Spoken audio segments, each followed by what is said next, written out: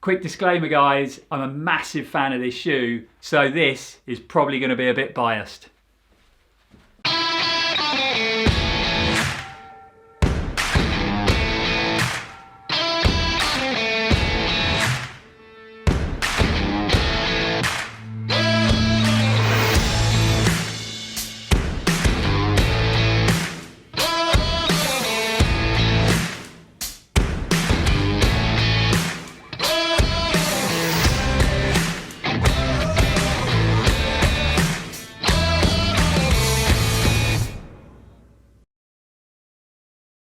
Welcome back to the channel folks, and we are back with a review, and this time we are reviewing the new HOKA ONE ONE SPEEDGOAT 3. Having run in all three versions of the Speedgoat and spent thousands of comfortable miles, whether it be training or racing on lots of different terrains, I think it puts me in a really good place to review the new HOKA ONE ONE SPEEDGOAT 3.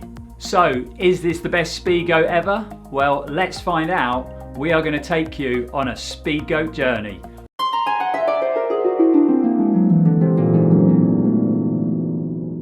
The Speedgoat trail shoe has been around for a number of years now. Back in the day, on the original version, inspired by Karl Meltzer, a guy who knows a lot about trail running, that's for sure. So I've done lots of miles in every model. The first shoe, was it a great trail shoe? Probably not. It had two fundamental major flaws. Number one, durability. The shoe fell to pieces after about 80-100 miles, and every pair of the first shoe I had, it did the same.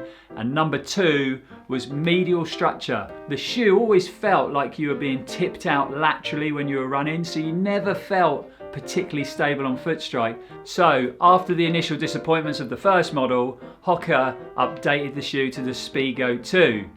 The updates they made were pretty good. So medial structure, gone. The shoe felt way more grounded, you felt way more stable, you didn't feel like you were going to go over on your ankle every time you foot striked in the shoes. And of course, they dealt with the durability issue. Not the shoe, same issue. Couldn't believe it when I got in a pair of the twos and I got 50 or 60 miles in them, and the same thing started happening in that toe box. Come on Hoka, the shoes have got to be more durable. Luckily, after a bit of time with the Hoka Speedgoat 2 and the durability issues, there was a colour update. And when Hoka did the colour update and changed the shoe, they had made sure that they reinforced this toe box. They filled in the flex grooves. So the original shoe had the flex grooves in this overlay on the toe box. The colour update had filled in them grooves. And just a little change like that made all the difference. I actually ran UTMB in this particular shoe, so I put it on the start, ran the whole race in it, it never came off my foot, and I've also probably put another 200 training miles into this shoe, so you'll see how the actual toe box of the upper, where it was splitting before, by filling in them grooves, it's made all the difference. That's a bit of history about the previous models of the Speedgoat. I think it's time we got on with the review of the new Hoka Speedgoat 3. Let's talk spec about this new Hoka Speedgoat 3. The price of the new Speedgoat 3 is £125. The heel offset is now a new 4mm, so we've got 32 on the heel and we've got 28 on the forefoot. The weight of the shoe is 292 in a men's UK 8.5 and 258 in a women's. It's only a really subtle update on the new Speedgoat 3. So the things that have been changed is mainly the upper. So on the upper, we've got these added overlays, TPU overlays, to try and increase a bit more mid-foot hold. And we've also got this new seatbelt system from Hoka, which again is designed to give you a little bit more lockdown around that midfoot. The Speedgoat 3 has had a bit of added heel support. It runs off the same oversized EVA midsole, which is super lightweight and super cushioned. And we've still got this 5mm lug, and it is still covered in this beautiful Vibram Mega Grip rubber. Being a massive fan of the Speedgoat, especially the previous model, the Speedgoat 2, whenever there's going to be an update, I always keep my fingers crossed that they're not going to spoil a shoe that I really enjoy running in. And that hasn't happened here. You know, the subtle changes they've made to it, I feel, have just made a good shoe even better. So I like the added TPU overlays. I really like this lockdown system. You do feel that the shoe is hugging that midfoot a bit better. To be honest, I never really had an issue with the fit of the previous shoe, but I did used to find after a long run or after a number of miles in the shoe, I would have to stop and maybe redo them laces to pull that shoe around the midfoot again. I haven't felt it in this shoe, so I think this seatbelt system is definitely a big improvement. Not a major amount of difference in the outsole or the midsole of the shoe. The heel offset is now running at 4mm. Previous models were 4.5, but to be honest, I didn't even notice the difference. It wasn't until I looked in the spec of the shoe that I actually knew they'd put a lower heel offset in the shoe. So not a lot of difference there. The outsole, we've still got the same high traction Vibram Mega Grip rubber on it, the same multi-direction 5mm lug. So grip of the shoe, in the mud good, on rock, wet rock, amazing.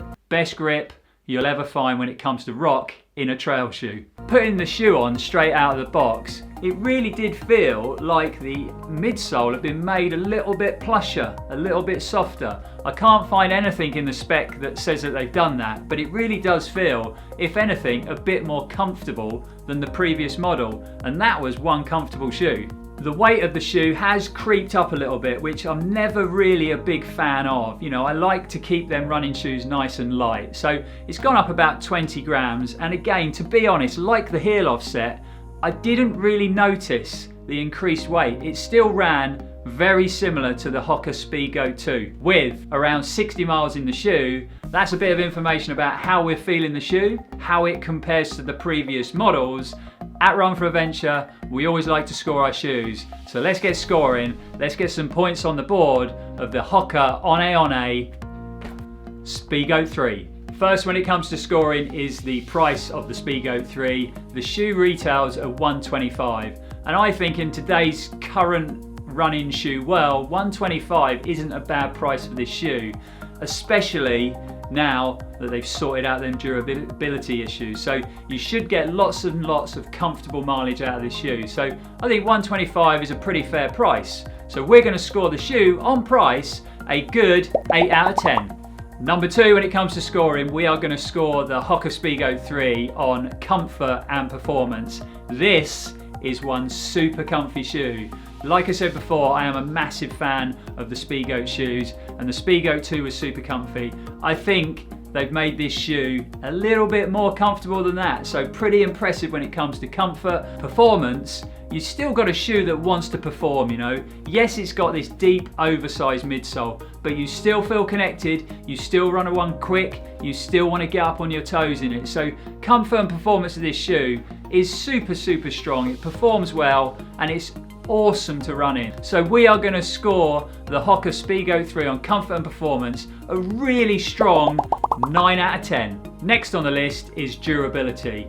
I think it's come around about the right time when it comes to reviewing the SPEEDGOAT. If we had reviewed number 1 or the early number 2, durability, to be honest, I'd have probably scored it a -10. I was super disappointed with the durability of them shoes. So with HOKA carrying over that reinforced toe overlay, thank God HOKA, the shoe is holding up really good. Like I said, I put about 60 miles into the shoe. There is no sign of fatigue around that toe, none whatsoever, no fraying. Before, in the one, this shoe would already be starting to split, as I'm sure anybody who had the SPEEDGOAT 1 knows about. So having reinforced that toe box, this shoe's holding up good. It's going to be a durable shoe. The cushioning and the outsole and the lugs and the rubber always lasted well on the shoe. It's just that fatigue on the toe box. We're going to get lots of comfortable miles out of this SPEEDGOAT. So again, gonna score high when it comes to durability. We are going to give it 8 out of 10. Last on the list when it comes to scoring the HOKA SPEEDGOAT 3 is looks. We love the look of this shoe, and I've loved the look of all the SPEEDGOAT shoes. They always tend to be pretty bold and pretty bright and pretty in your face, and we love that about a running shoe, you know. As runners, we should be proud to be out there running, and we should be out there running in bright shoes. So the HOKA SPEEDGOAT 3 comes in lots of different colorways. On colorway, the HOKA SPEEDGOAT 3 has got to score strong, and for the first time ever on Run4Adventure, obviously colorway is subjective, but we are going to come in with a big, fat, massive 10 out of 10 on colorway. rounding all them points up, this shoe comes in strong at Run4Adventure.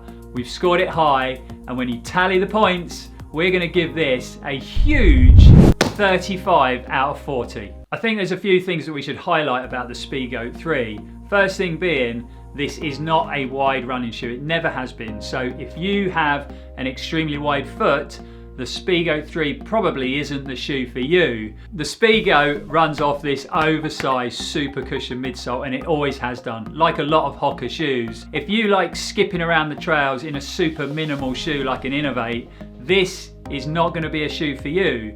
But if you want a shoe that is super comfortable, super cushioned, and is going to take you across pretty much every terrain you can think of, firm trail, wet trail, tarmac, and it's going to do that really comfortable for lots and lots of miles, this shoe is definitely worth a try. Also, if you were a big fan of the Speedgoat 1 or the Speedgoat 2, but unfortunately the durability kept letting you down like it did for me, please give this shoe another try. You know, if you ran them original shoes thinking, oh, these are so comfy, but they keep falling to pieces, this shoe and the durability is much better. That's it, guys. That is another review crushed at Run4Adventure. We really hope you liked it. We really hope it was helpful. If you did like it, hit that like button. If you haven't already subscribed to the channel, please go along and subscribe. It really means a lot to us. Comments, guys. Any comments you have you run the Speedgoat 3?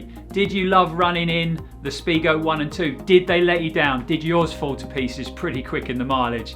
Any comments, any questions, please leave them below. We've managed to catch up on some sleep after that epic weekend crewing in the Arc of Attrition. If you haven't gone along and watched the video, please do. You know, we spent a lot of time filming and a lot of time editing. We put a lot of passion into that film, so please go along and check it out. Also, guys, we've got a competition still running that's running until the end of Feb on the Salomon Predicts RA review. So all you need to do is go along, watch the film, leave a comment in the comments below, and you could have a chance of winning that awesome Salomon chili bottle. That's it, guys. Thanks for watching, and we'll see you next time. And as always, on Run4Adventure, stay safe and keep on running. A little bit of history about the previous models of the... I've been drinking.